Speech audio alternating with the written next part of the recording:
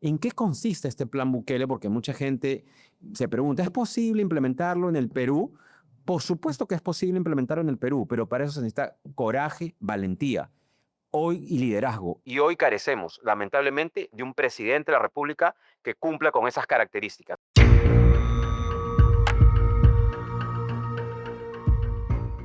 Hola, bienvenidos a este nuevo episodio de Agente Encubierto del podcast judicial de Latina Noticias. Mi nombre es Rodrigo Cruz y hoy queremos hablar de un tema que seguramente se va a tocar bastante en la próxima campaña electoral, que es el Plan Bukele. ¿De qué hablamos cuando hablamos del Plan Bukele? ¿En qué consiste?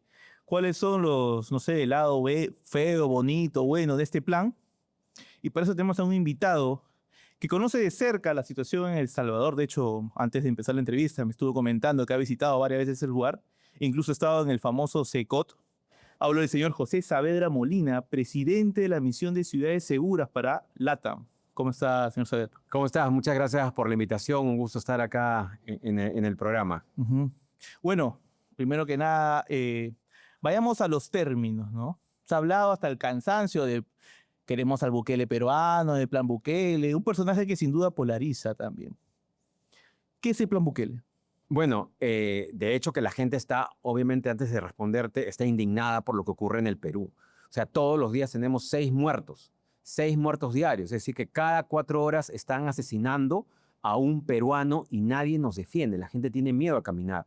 Entonces, ¿qué es lo que pasa? ¿Por qué la gente está pidiendo hoy día un Bukele en el Perú?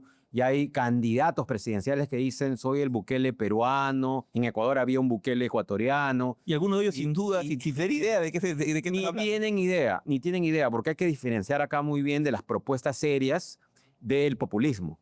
Porque es muy fácil decir, y como lo dijo la presidenta Boluarte, pena de muerte, ¿no? Y en realidad no es posible implementar la pena de muerte. Ni en El Salvador de Bukele han implementado la pena de muerte. Entonces, ¿qué es el plan Bukele? El plan Bukele es un plan que ha permitido pacificar El Salvador, en donde habían más de 138 muertes por cada 100.000 habitantes, y eso me podría quedar corto porque han llegado fechas en las que esto se disparó. Es uno de los Eh, países más inseguros del mundo. el más inseguro del En- mundo, y hoy día solo tenemos 0 muertes. O sea, no hay muertes por sicariato. 0 muertes. Es completamente seguro. ¿En qué consiste este plan Bukele? Porque mucha gente se pregunta, ¿es posible implementarlo en el Perú?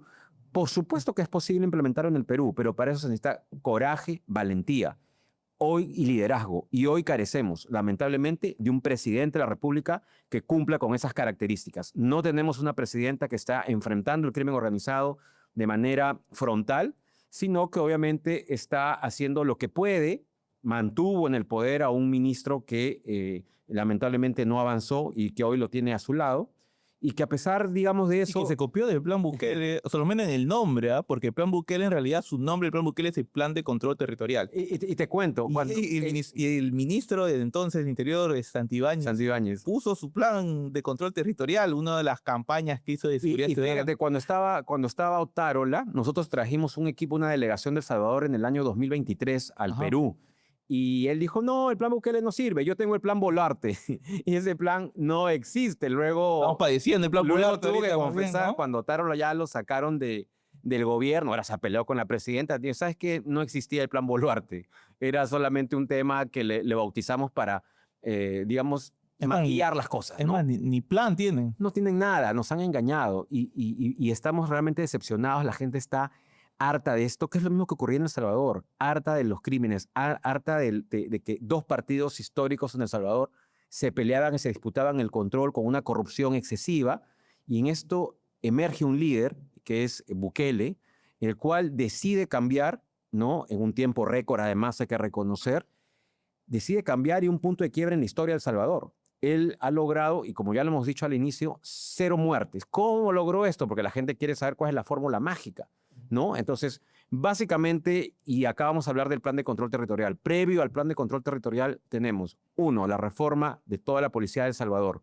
reforma y equipamiento, policías corruptos que fueron separados de la institución, dotación de armamento a la policía del Salvador, reforma del Poder Judicial. También tuvo que sacar a los malos jueces, a los malos fiscales, incorporar nueva gente que haga la justicia, incorporación de los jueces sin rostro que ya Perú lo ha implementado en el año 90, en los años 90, implementado por Fujimori, y que en su momento dio resultados, pero luego obviamente se retiró porque hubieron cuestionamientos, ¿no? Entonces, a todo esto, con esas condiciones dadas, lo que hace es declarar un estado de excepción, ¿no? En la cual le permitía a él entrar casa por casa a los domicilios salvadoreños de diferentes colonias que ellos tienen y extraer a los maras. Claro, y muchos me van a preguntar, es muy fácil extraer a los maras porque todos están tatuados, ¿no? Entonces, claro, podría resultar más fácil que en el caso peruano identificar obviamente quién es un miembro de una pandilla y quién no lo es, porque obviamente el miembro de una pandilla tiene tatuado todo el rostro, el cuerpo, y tienen, digamos, algunas, digamos, señales que permiten identificarlo rápidamente. No, hay justo, de hecho, tenemos todo el episodio para hablar del plan Bukele. Precisamente la idea también es debatir, discutir, porque así como hay sus Cosas buenas. cosas buenas, hay bastantes detractores. Es un personaje que polariza mucho, ¿no? Usted, lo escucho que ya tiene tiempo con estas relaciones con El Salvador. ¿De dónde viene esa conexión con El Salvador de usted? Mira, nosotros tenemos un programa, la Misión Internacional de Ciudades Seguras, que visita toda América Latina. Hemos estado en varios países y en el 2023 nos llamó la atención lo que venía ocurriendo en El Salvador. Queríamos saber si era verdad, en realidad, ¿no? Porque obviamente, como dicen, ver para creer. Entonces, logramos armar una agenda sin conocer a nadie, obviamente vía cartas y comunicación que tuvimos con el gobierno de El Salvador, el cual nos permitió llegar al país y fuimos recibidos, yo creo, de una manera muy receptiva. Nos abrieron las puertas de El Salvador para conocer qué es lo que estaba pasando. Entonces, acá hay algo que nos faltó, que es la construcción de la cárcel. Porque obviamente si tú tienes la reforma de la policía, capturas a los delincuentes, los metes digamos, a los jueces sin rostro, ¿a dónde los vas a encarcelar? Si El Salvador también tenía una de las cárceles más hacinadas de América Latina, igual que lo tiene hoy el Perú y que ya se nos están escapando, ¿eh? Ya se escapó uno del Lurigancho hace un par de días. Bueno, y hace poco también vimos en las noticias, pues, que tenían conferencias por el mismos teléfonos. Tienen teléfonos, comunicación satelital. Internet satelital, pues impresionante. O sea, Chayapalca, ¿no? Esto es completamente impresionante, pero acá lo importante... Y hoy ningún proyecto para construir un no hay. penal Mira, la ya presidenta hecho. Boluarte dijo el 28 de julio, cuando asume el poder, voy a construir en mi gobierno 5 penales. No ha hecho ni uno, ni siquiera ha puesto una piedrita, la primera piedra, nada, cero. ¿No? El penal que está en Ica está abandonado. ¿En cuánto tiempo hizo Bukele el SECOT? Lo hizo en un tiempo récord de 6 meses, más la implementación llegó a 8. Este penal alberga 40,000 presos. Tienen un régimen bien severo. Quizás por ahí las críticas. No, cama en cemento, dicen, ¿no? Las camas son de un metal. Ellos están prácticamente, entran de 30 a 40 reos por cada celda. Tienen solamente 2 baños, 2 sanitarios para hacer sus necesidades, que están, digamos, sin puertas, sin nada. Comen una vez al día, frijoles con arroz, todos los días sin carne. Y eso es, digamos, es una manera en que el mismo gobierno salvadoreño dice que con eso permite bajarle la moral a los delincuentes, permite, digamos, tenerlos apaciguados para que sepan qué es lo que es, obviamente, sufrir, porque yo creo que acá es donde hay una posición de los defensores de derechos humanos que dicen, pobrecitos, no les están dando de comer, pero ¿qué es lo que dice Bukele? Mientras que hay niños que no comen, no toman desayuno, ¿yo por qué voy a alimentar a esos delincuentes que han matado? Hay una persona ahí que ha matado a más de 400 personas. O sea, ahí hay un delincuente que ha matado a más de 400 personas. Entonces, ese plan les ha funcionado en El Salvador. Yo te digo, yo he ido ya 3 veces. La última vez que ha sido hace un mes, estuve reunido con el ministro de Seguridad, Gustavo Villatoro, en su despacho y pude ver los avances que han tenido en reducción, no solamente de sicariato, sino que ahora tú puedes andar con un celular tranquilamente en cualquier parte de la ciudad y en cualquier lugar de El Salvador y no te van a robar.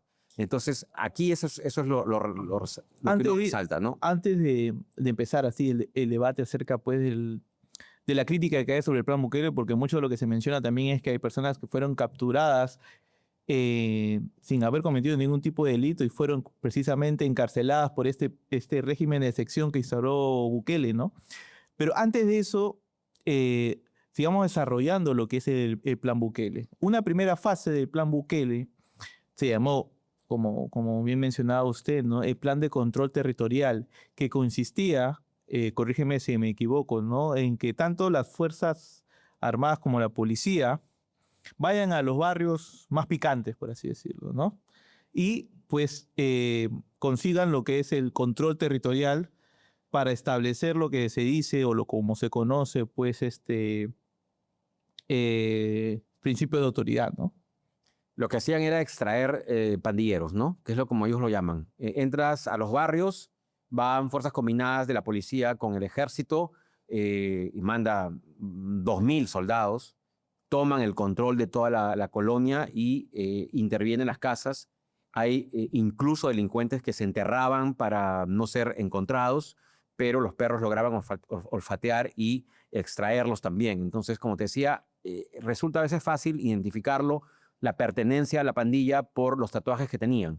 Entonces, hoy es un delito tener un tatuaje alusivo a las pandillas en El Salvador, ¿no? O sea, si tú te haces un tatuaje en cualquier parte del cuerpo que haga alusión a la pandilla, inmediatamente vas a ser considerado un terrorista. Y acá es donde se acuña la famoso terrorismo urbano, que luego se pone de moda en Ecuador con el presidente Noboa, que lo implementa la ley de terrorismo urbano. Acá en el Perú, que había un debate amplio de la ley de terrorismo urbano para poder a los extorsionadores, secuestradores, violadores, básicamente poder calificarlos como terroristas, ¿no? Ahora, hay algo importante también para que la gente, para que la audiencia, ¿no? entienda por qué se implementó este control territorial. Mire, yo estuve en El Salvador, en San Salvador específicamente en el 2016, cuando el alcalde precisamente de la ciudad de San Salvador era Bukele. Y algo que me llamó mucho la atención, que de hecho quería verlo con mis propios ojos, era esta ciudad, porque bueno, solamente conocí El Salvador, pero que prácticamente estaba partida en dos.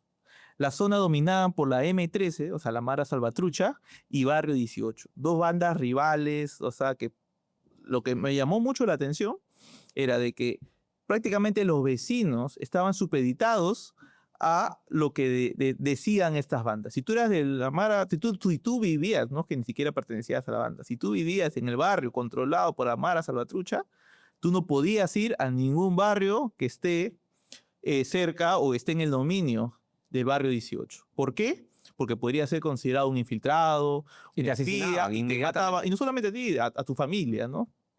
Por un lado eso. Dos, el tema de las extorsiones.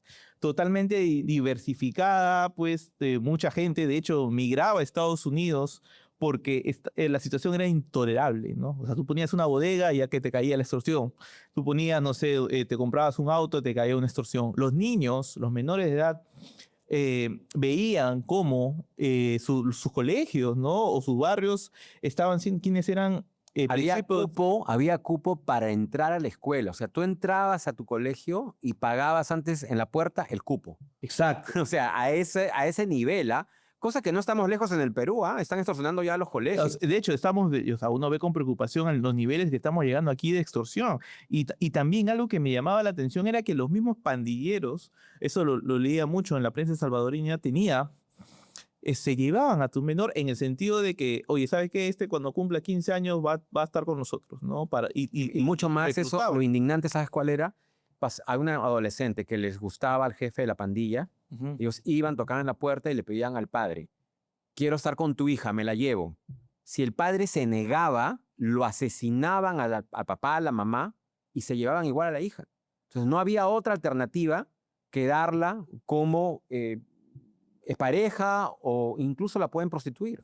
Entonces no había garantía de nada, ¿no? Y lo tercero que mucho me llamó la atención era el transporte público también, cómo era un sector sumamente estratégico para los pandilleros tenerlo bajo su dominio. Algo que también me alarma porque lo estamos viendo aquí, pues, en Lima sobre todo, cómo pues las bandas extorsivas están llenando de cupos a las líneas de transporte. En El Salvador, por ejemplo, considerando también que los barrios estaban dominados por una o que otra pandilla, las líneas de transporte también pertenecían o sea, prácticamente pertenecían a los pandilleros. ¿Qué es lo que quieren hacer acá? Exacto. O sea, frente a esta situación crítica, Salvador se había convertido en el país con más homicidios en situación de no guerra. Emerge pues esa figura de Bukele prometiendo pues una seguridad que aquí en Perú entiendo totalmente comprensible el clamor por un país más seguro, ¿no? No, claro, porque mira, Bukele tiene una aprobación de popularidad de más del 90%. Estamos hablando de 92, 94% de aprobación. O sea, esas son cifras que no se habían visto nunca. O sea, nunca la hemos visto en un presidente en América Latina. Y yo te diría que quizás en el mundo. Entonces, le han cambiado la vida completamente a los salvadoreños. Yo te En decía seguridad, en antes de la seguridad, hablando de entrevista, seguridad. todo el merchandising que se vende no es del Surf City, famoso de El Salvador. Tú vas a las tiendas, todo es merchandising de Bukele.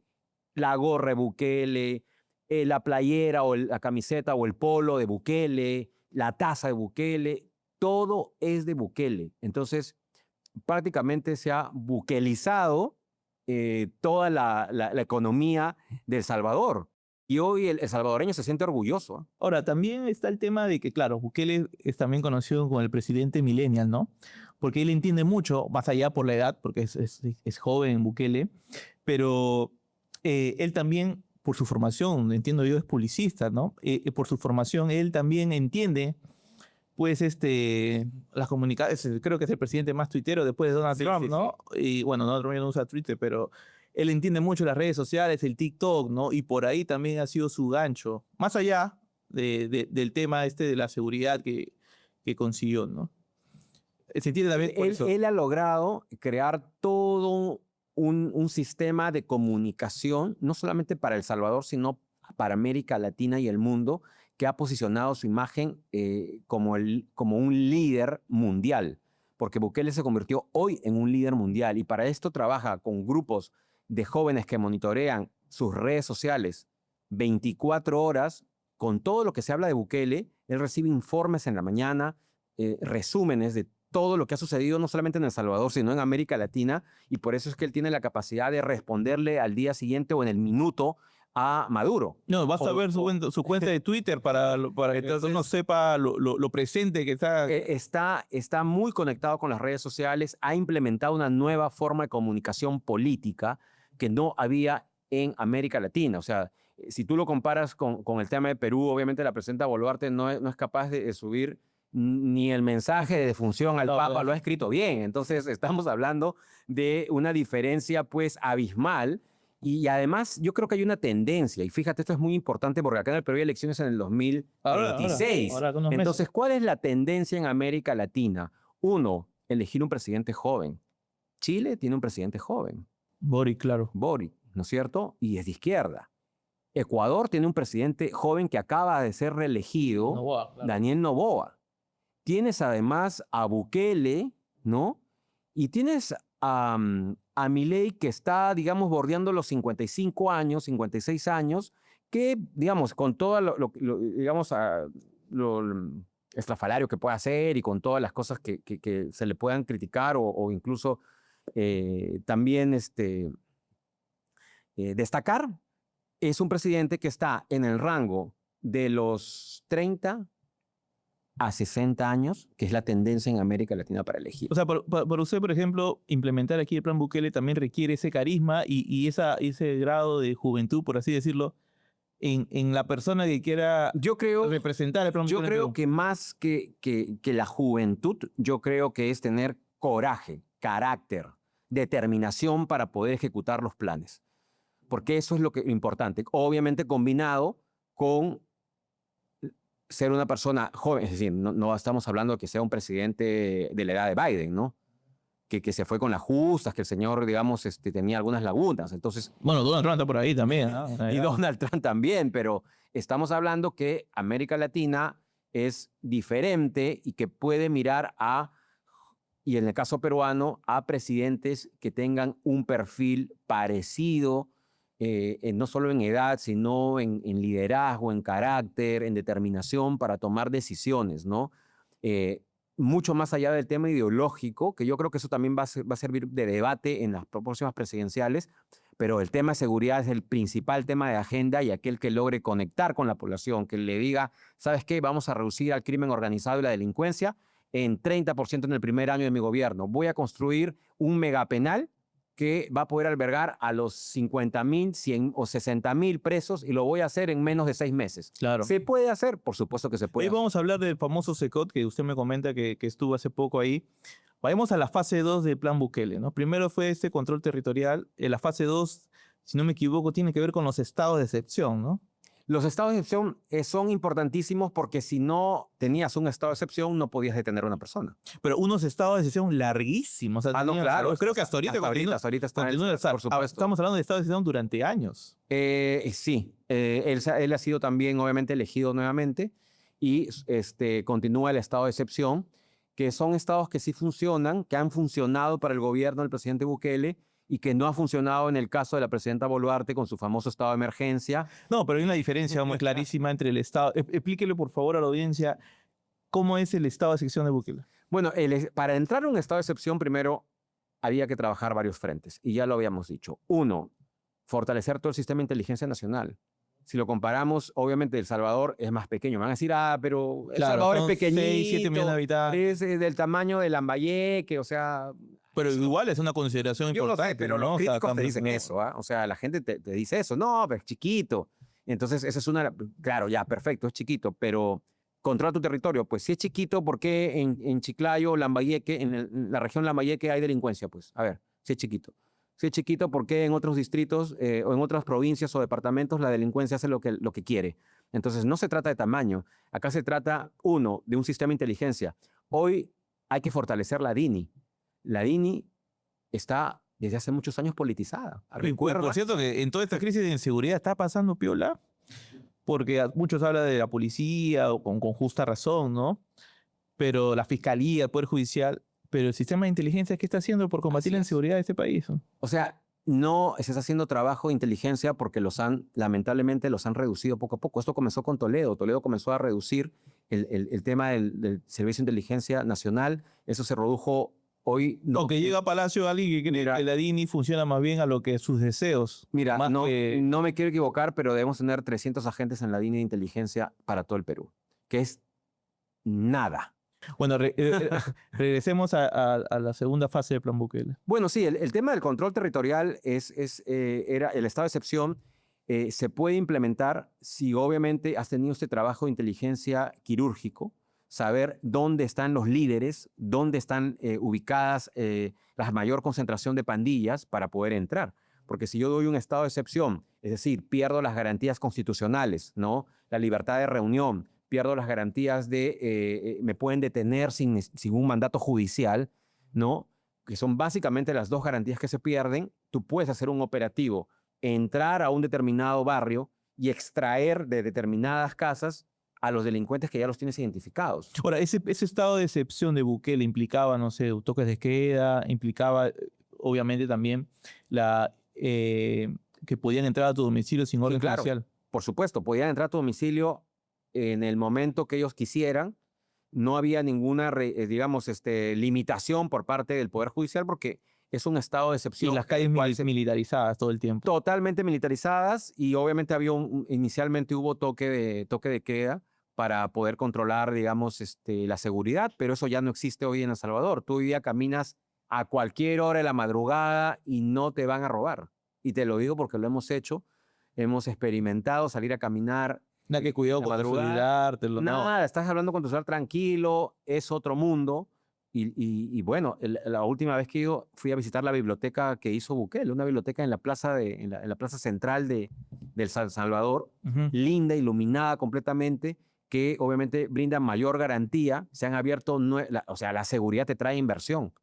Hay mucha inversión privada hoy día en El Salvador y muchos emprendedores que pueden trabajar. Hoy día es lamentable que en el Perú ni siquiera la princesa que ha llegado en el buque escuela de España, haya podido bajar ni siquiera al Callao por un tema de seguridad. Estamos hablando, pues, que nos estamos convirtiendo en un país peligroso. Bueno, que están matando choferes de combi por 10. Mototaxistas en menos de 24 horas, ¿ah?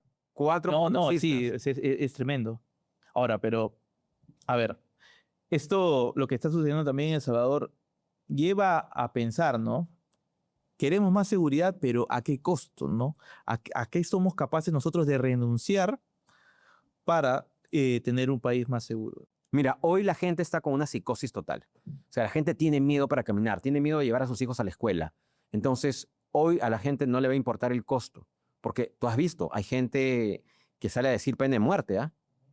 Y eso es mentira, o sea, no se va a implementar la pena de muerte. A ver, ¿qué país se atreve a implementar la pena de muerte? No, usted me está diciendo también que ni el plan Bukele no está en ningún momento. pero La claro, pena de pero la muerte. presidenta Tampoco Boluarte retirarse dijo. del plan de la Corte, perdón, de la Corte Interamericana. Así es, claro. Lo que pasa es que es muy fácil, y acá yo lo puedo decir ahorita, ¿no?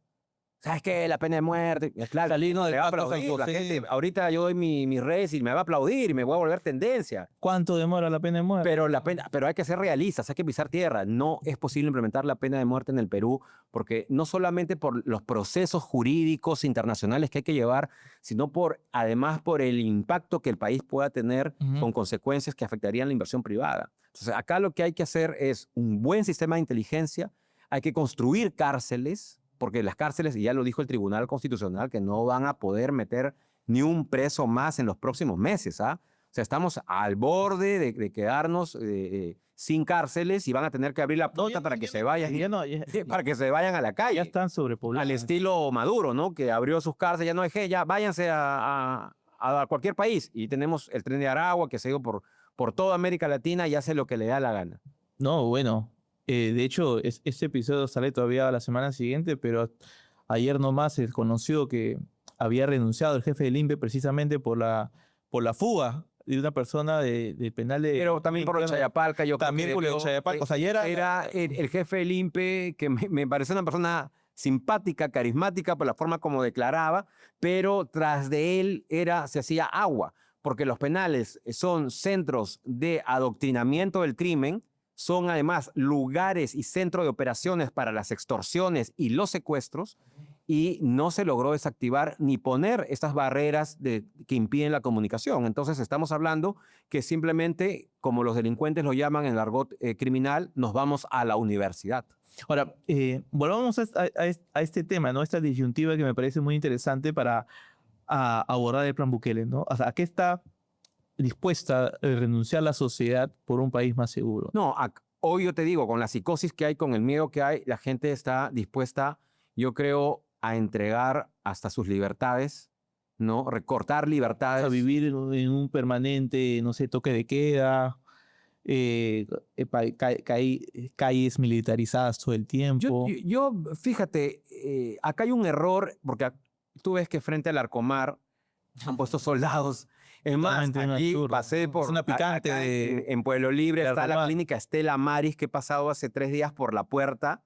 Y también. Y vi como 10 soldados con tremendos fusiles de arma larga que no se usa en ciudad. Bueno, que aquí usa arma corta. en Salaberry con Canevaro hemos visto, bueno, uno pasa por ahí, ve militares ¿Para en qué? las esquinas, digo. ¿Para qué? Eso es pérdida de tiempo, es para la foto.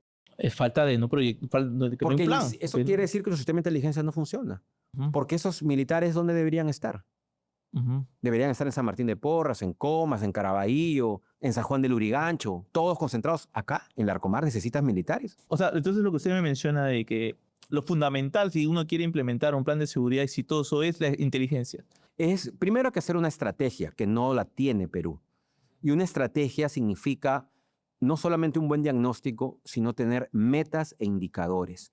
Yo necesito tener metas que puedan ser, primero, como su nombre lo dice, medibles, con tiempo, en cuánto tiempo lo voy a lograr y cómo lo voy a lograr. Entonces, si sale, y eso es lo que yo le criticaba al ministro Santibáñez, ¿no? Cuando era ministro, porque él decía, hemos reducido la criminalidad, y fue a exponer al Congreso su plan. ¿Y en cuánto vas a disminuir la criminalidad? Si tú le preguntas hoy, si tú tuvieras acá a la presidenta Boluarte, presidenta Boluarte, en lo que le queda de gobierno, ¿en cuánto va a disminuir la criminalidad? No lo sabe. Tú lo sientas al alcalde de Lima y le haces la misma pregunta y no lo sabe. Y si tú de repente lo sientas en esta silla al comandante general de la policía, tampoco lo sabe. Entonces, si no lo saben las principales autoridades, ¿tú crees que lo va a saber el alcalde de Comas, el de Caraballo? No lo saben. Bueno, entonces, a ver, sigamos en esta disyuntiva interesante, ¿no? Porque usted me menciona lo fundamental que se requiere, ¿no? La inteligencia, el control territorial, todas esas cosas. ¿Usted considera, señor Saavedra, que entonces lo que necesitamos es más autoritarismo en este país? Yo lo que necesito, lo que creo que se necesita es liderazgo, más que autoritarismo. O sea, un liderazgo con mano fuerte, como le llaman algunos. Pero el plan ¿No? Bukele también se entiende como un gobierno autoritario, ¿no? Bueno, hay críticos que lo mencionan. Él ha sido elegido en democracia. Ha hecho reformas de carácter político. Y fíjate, eso es muy importante que lo sepas, porque lo que ha hecho es reducir el número de distritos que ellos tenían. ¿Para qué? No sé cuántos distritos tenía, no me acuerdo ahora. Ponte que tenía 200. Lo ha reducido a menos de 50.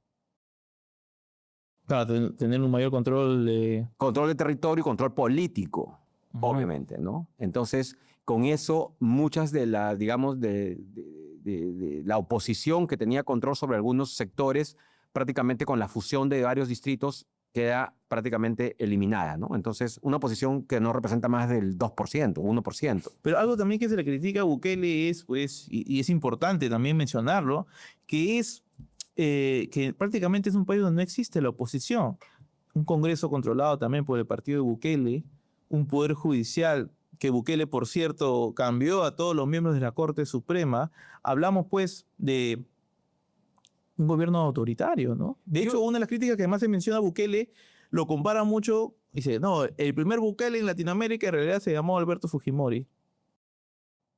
Bueno, sí, el mismo Fujimori creo que antes de morir hizo referencia de que se habían inspirado en su plan, ¿no? En su plan de El lucha autogolpe, contra ¿no? Cuando del tomó... terrorismo, ¿no? Pero yo te diría más que eso, la gente vive feliz. Entonces, Por más que exista un gobierno que... está feliz porque tú la ves en las calles, la tranquilidad, la paz de salir sin que te maten, sin que te asesinen, te cobren un cupo, sin el miedo que te extorsionen. Entonces, Bukele ha sido reelegido con la más alta votación del país, tiene más del 90%, con lo cual obviamente le da una mayoría parlamentaria. O sea, Acá lo que hay que evaluar es el futuro. O sea, ¿qué tanto la concentración de poder, ¿no es cierto?, puede distorsionarse en el tiempo, porque hoy les está funcionando. O sea, gracias a la mayoría que tiene hoy, puede hacer reformas políticas, reformas económicas y de todo tipo. o sea, entonces el ciudadano, para entender esta lógica, ¿no? El ciudadano, por más que tenga enfrente un gobierno pues, que controla el Congreso, que tiene un dominio también en el Poder Judicial, le es indiferente Por supuesto. en la medida en que pueda ir tranquilo de su trabajo a su casa. Por supuesto, porque hoy el salvadoreño tiene empleo, hay inversiones que han llegado. Fíjate, el Miss Universo, ¿dónde se realizó? En El Salvador, claro. En El Salvador. ¿Cuántos puestos de trabajo directos e indirectos se generaron y cuánto turismo llegó? Entonces, estás hablando que es un país que se ha puesto en valor de lo que valía cero. Hoy día vemos que hay conferencistas salvadoreños que se dan la vuelta al mundo hablando de seguridad ciudadana, ¿no? Entonces tú dices, oye, ¿qué está pasando? O sea, algo está pasando en El Salvador que están haciendo bien, que eso se ha valorizado. Entonces, si tú le dices, si tienes acá a dos personas y en Centroamérica se ve mucho, o sea, eres de Nicaragua y tú de El Salvador, ¿quién te da mejor impresión? Nicaragua vive en una dictadura, obviamente, Ahora, pero ¿qué cruel, pasa? ¿no? No, y le entiendo, ¿no? Entiendo y se puede empatizar precisamente con la gente que está harta de la inseguridad ciudadana que vivimos todos. Aquí, lamentablemente, ya estamos llegando a niveles en que nadie puede estar seguro al salir de la calle. Ahora, ¿pero qué sucede, señor Saavedra, por ejemplo, con esas minorías en las cuales están denunciando que familiares suyos han sido detenidos siendo inocentes? Ellos claramente al reclamar, al exigir justicia, son aplastados por una gran mayoría que dice, no, pero esta es parte, no, son los daños colaterales, ¿no? O sea, acá también hablamos de que el gobierno de Bukele está siendo denunciado precisamente por dentro de sus eh, operativos de detención a pandilleros también que ha caído gente inocente. Bueno, sí, y eso también ocurrió, acuérdate, en el gobierno de Fujimori, ¿no?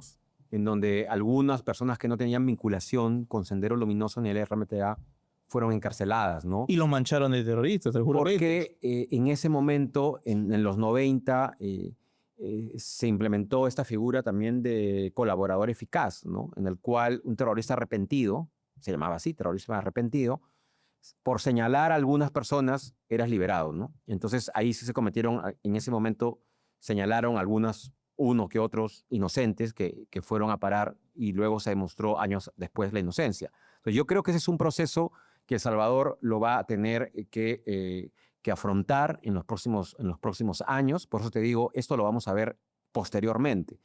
Porque Pero Bukele- están ahí en la cárcel, las personas. ahora están en la cárcel, sí. Ahora están en la cárcel. La gente, mayoritariamente lo respalda a Bukele, Pero hay una minoría precisamente que pero exige justicia. siempre hay una minoría que yo espero que se le pueda, obviamente, en algún momento demostrar su inocencia o hacer justicia, pero que hoy día, por todo este boom que hay en temas de seguridad, de que cero asesinatos, que no hay robos, que no hay asaltos, quizás en este momento está pasando no ni a segundo plano, a un plano mucho más abajo. Sin Es embargo, lamentable. que sí, por eso te digo, lo que habría que ver es si va a haber alternancia después de esa reelección, porque acuérdate que solo hay una reelección más, esa es la última reelección que debería tener el presidente Bukele. Entonces vamos a ver qué va a pasar. Que en sí había sido controversial. Sí, ya su había, última así reelección. es, pero esta es la segunda. Vamos a ver si no se repite el tema Fujimori de la reelección. ¿Debería reelegirse Bukele?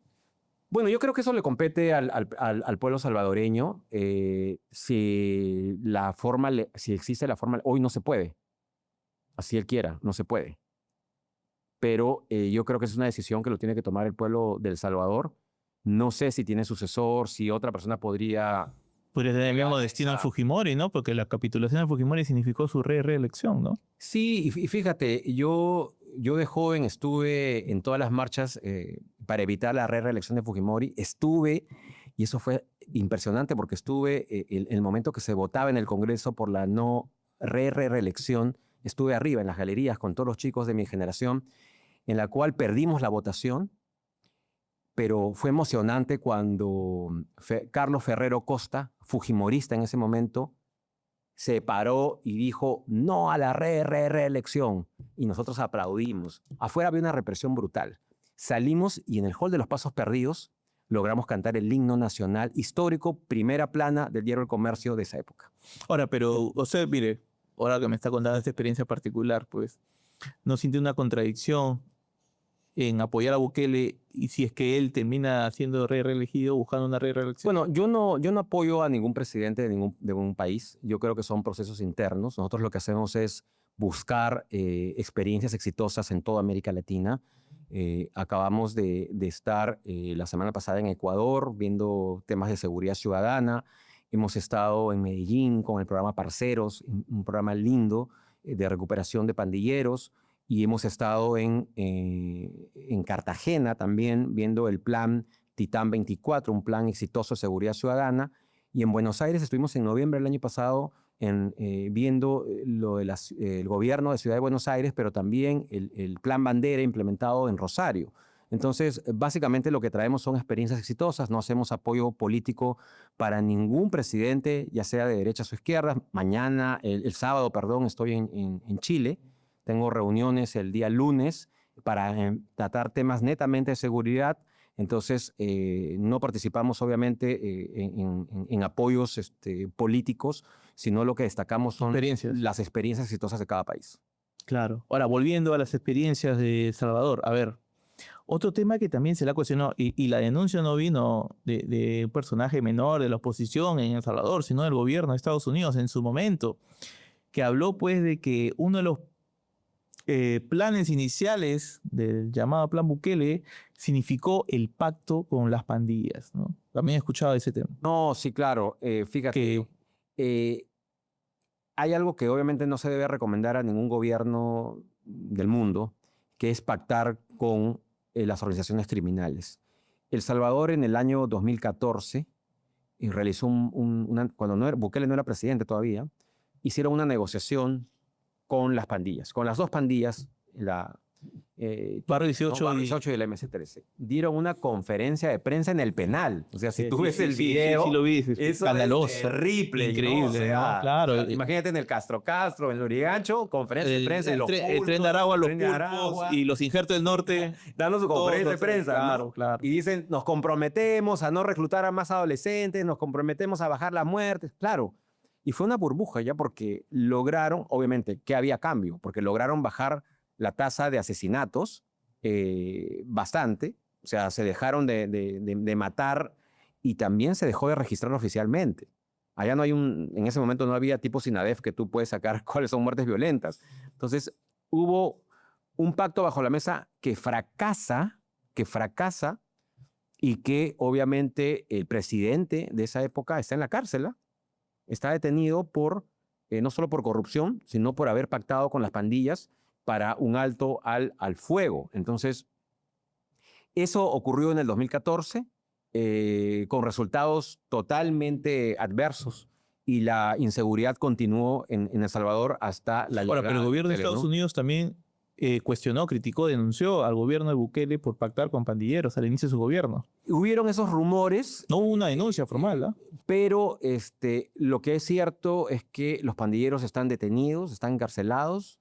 Ya no hay pandilleros en El Salvador y creo que los resultados hablan por sí solos respecto a su plan de control territorial, a la construcción de la cárcel Secot y respecto obviamente a las políticas que él ha implementado de seguridad ciudadana, que como te digo, le han dado resultados desde un punto de vista político le ha permitido tener la más alta aprobación de presidentes de América Latina, que yo te digo que no le he visto, ¿no? Ahora, ahí estamos hablando netamente del tema de seguridad, porque una pata por la que cojea también el gobierno de Bukele es el tema de la economía, ¿no? O sea, implementar el Bitcoin.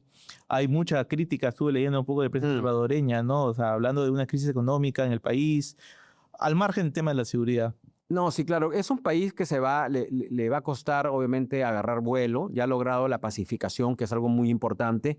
Los del Bitcoin no ha funcionado. Fíjate, ahí en toda la parte de la playa han puesto cajeros de Bitcoin, pero nadie los usa. Nadie los usa. O sea, la gente O usa sea, hablar del plan Bukele dólar. también es entender que ellos implementaron el Bitcoin como la moneda oficial. Sí, yo creo que eso parte de lo que es un presidente joven que quiso agarrar una tendencia mundial, lo ha implementado. Creo que la población salvadoreña no lo ha recibido o no se ha todavía terminado de implementar. Recuerda que el Yape cuando salió pensaban que iba a fracasar y al final hoy todos. Todos, ya nadie anda con la mayoría no anda con dinero, con Así es, dinero entonces hay que darle físico. tiempo. Yo creo que es una buena iniciativa, no ha funcionado.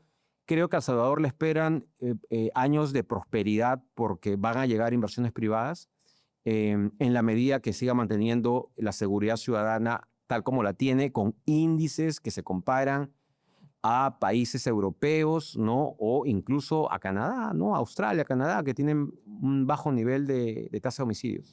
Ahora, hablemos del SECOT, ¿no? Este famoso ya mundialmente centro penitenciario en El Salvador, que de hecho hoy está en los ojos del mundo precisamente porque Donald Trump está enviando a los deportados a esa cárcel, ¿no?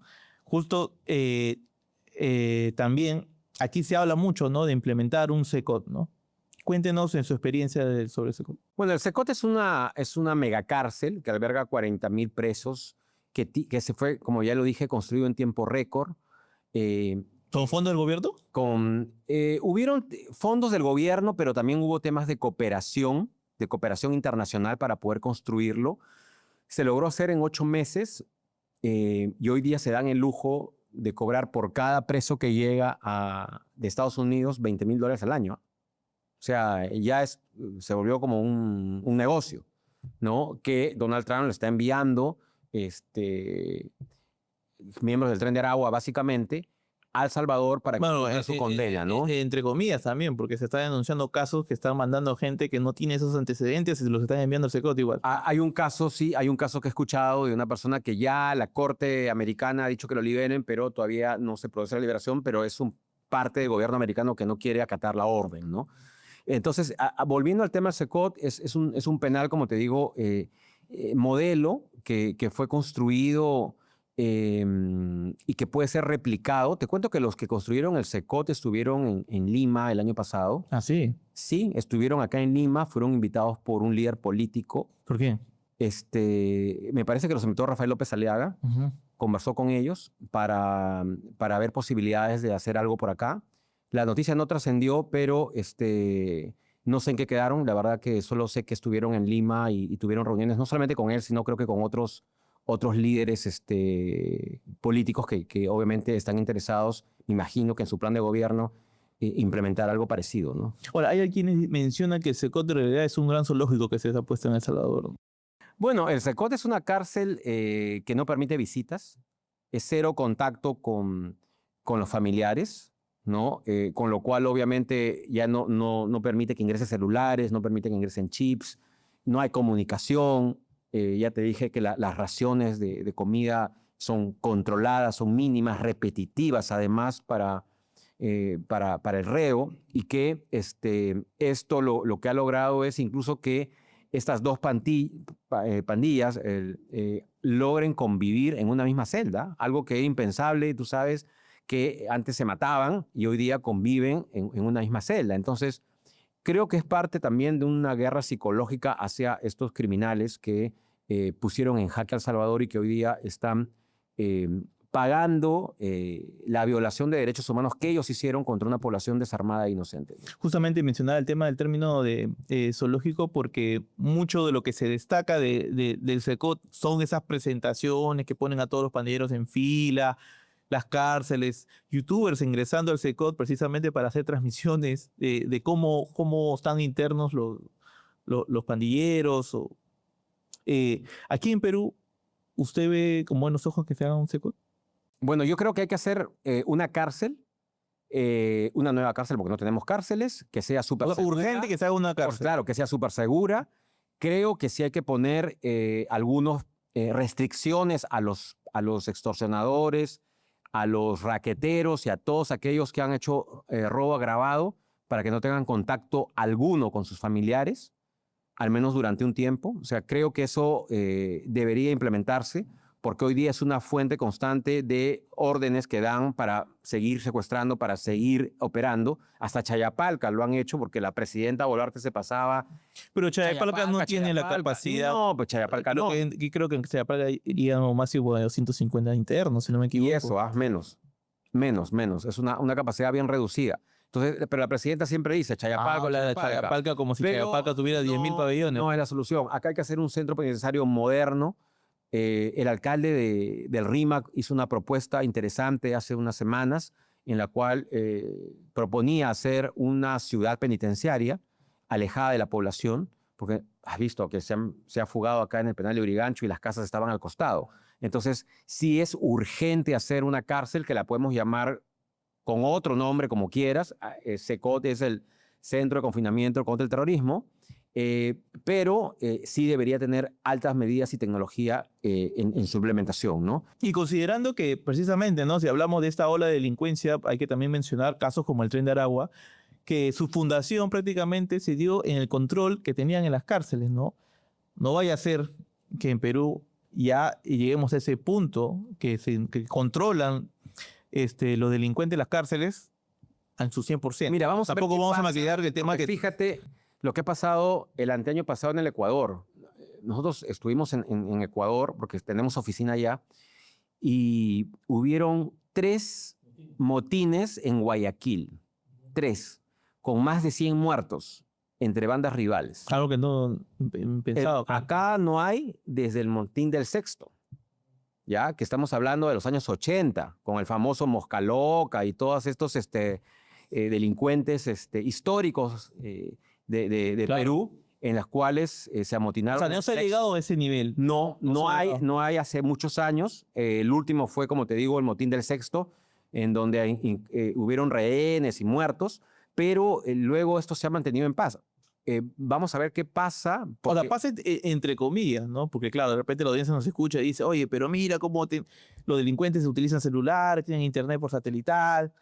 Porque hay concesiones, entonces hay una paz aparente. Claro, pero no se llega al extremo como pasó en Ecuador. Como ¿Qué pasó en Ecuador? Que las bandas controlaban el 100% el penal. Lo que pasa es que en ese momento el presidente Lasso, que estaba a cargo de la presidencia, decide trasladar a la banda de Fito, que son de estos los choneros, o sea, a los miembros de la organización deciden trasladarlos a otro penal.